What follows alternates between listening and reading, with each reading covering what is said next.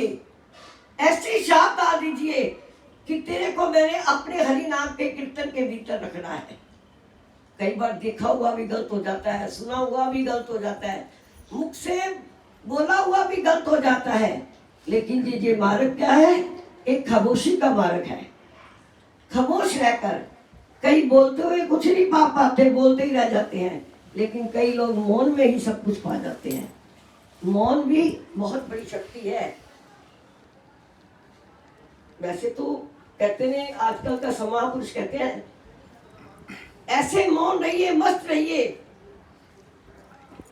देखते हुए अनदेखा करिए, सुनते हुए अनसुना कर दीजिए। दाल चूल्हे बैठती है ना बहरे, दाल को साफ करना, यहाँ तो शायद आपको मेरे को लगता है साफ कितनी ग्राही मिलती होगी फैक्ट्री, इंडिया में अब भी है वैसे ऐसे। दाल जब साफ करते हैं, कोई भी चीज साफ करते हैं, एक बार देख लेते हैं निगाह मारकर, कोई भी दाना ठीक ना हो तो उसे बाहर फेंक देते हैं। इसी तरह अपने मन के भीतर कभी कोई नेगेटिव एनर्जी आए, उसको बाहर डाल देना डस्टबिन में। जो भूतकाल बीत गया है, उन बातों को कभी मत छेड़ना अपने मन के भीतर, नहीं तो वो आपको पीछे ले जाएगा। वर्तमान में जीना, भविष्य की चिंता भगवान पर छोड़ देना। वर्तमान में जीना बस। एक क्षण पहले भी जो वक्त निकला उसे भी मत याद करना कि कैसा निकला।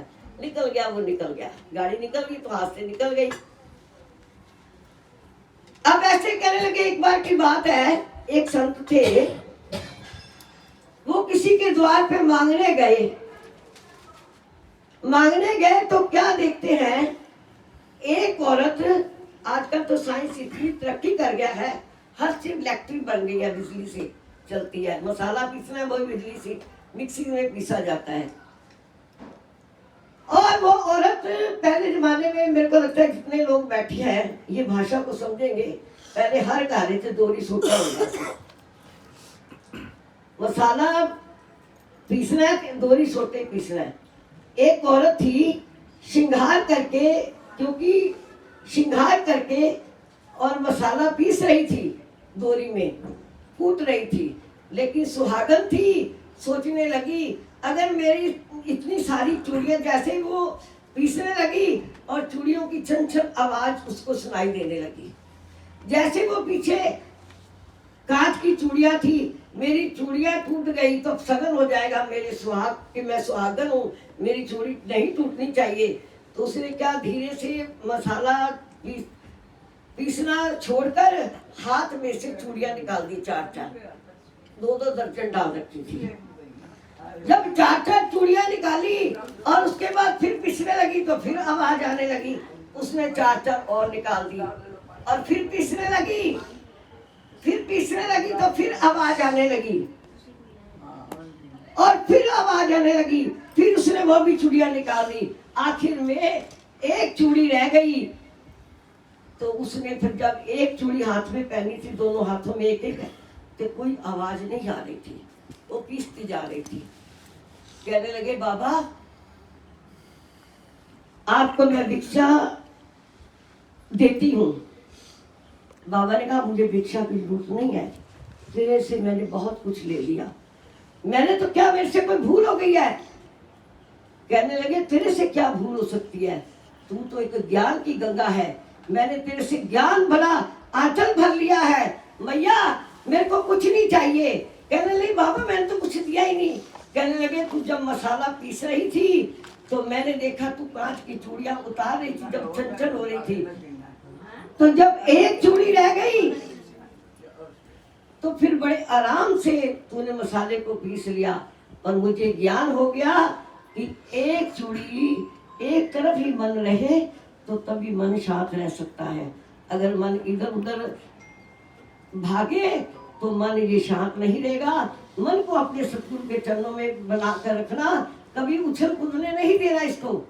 जो होता है अच्छे के लिए होता है, कभी बुरे के लिए नहीं होता है। शायद इसमें भगवान ने हमारे कितने कष्टों से हमें मुक्ति दी है। हम सदैव अच्छा ही सोचना, अच्छा बोलना, अच्छा सुनना। जब तुम्हारे में ऐसी एनर्जी नहीं बन पा रही तो थोड़ी देर बैठकर अपने ईश्वर की शरण में बैठना और बड़े शांत मुद्रा में ऐसे शांत मुद्रा में बैठना कि देखना तुम्हें भीतर से ही जैसे नेगेटिव एनर्जी थी वो कहाँ पे लुप्त हो जाएगी और पॉजिटिव एनर्जी तुम्हारे भीतर बन जाएगी। इसलिए कोशिश करें कि अपने मन को एक तरफ से लगाए रखना। देश में रहो परदेश में रहो, संतों ने कहा राधा रमन, राधा रमन। समझ आ रही सारी बात? आ रही है, मेरे को उम्मीद है। जो लोग बैठे हैं ना सभी भाषा को समझ रहे हैं। आपके बच्चे छोटे हों बड़े हों, एक नियम बनाइए, सुबह उठिए, बच्चा भी चाहे छोटा हो, उसको को स्नान करके 5 बार हरिओम का पाठ करे रोज। ओम नमो शिवाय का करे, नारायण नाम का करे। मैं विश्वास से कहती हूँ जिस घर में ऐसा वातावरण होगा उनके बच्चों के भीतर एक सही मायने में ज्ञान होगा, प्रभु की कृपा होगी। तो इसी तरह लगे रहे। तो महापुरुष क्या कहते हैं, आइए मिलकर, कोई जरूरी नहीं होता, कहते ने नाचन कूदन मन का चाव।